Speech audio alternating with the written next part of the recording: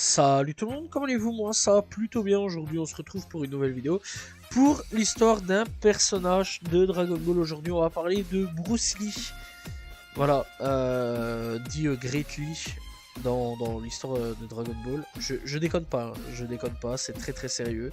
Voilà, donc Bruce Lee sous le nom de scène dans l'histoire de Dragon Ball, Great Lee.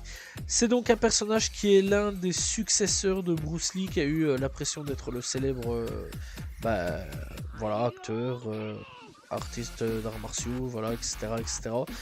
Et vraiment, c'est ça le truc. Voilà, donc ce nouveau Lee est donc un maître de la boxe chinoise et du kickboxing, et son mouvement de signature, le Dragon Stomp.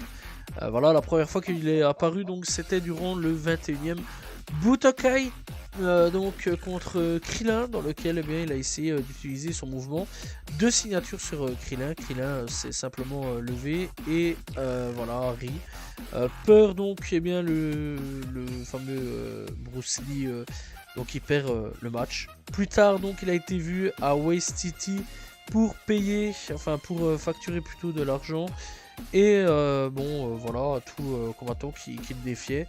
Après avoir vaincu un homme avec une tête rasée, il prend Goku et prend plusieurs coups en face avant d'abandonner de la même manière, voilà, qu'avec Krillin. Et donc il semblait s'être renforcé, cependant quand on le voit à nouveau, sa voix n'étant pas la même qu'avant, et qu'il porte des gants de boxe bleus. Voilà. Donc il a un peu changé. Bref, voilà, c'est un personnage qui est apparu dans Dragon Ball, qui est pas non plus hyper marquant sur pas mal de points. Ça, il faut quand même le dire. Mais il faut quand même le noter, c'est que c'est quand même un personnage donc qui est apparu dans l'univers de Dragon Ball.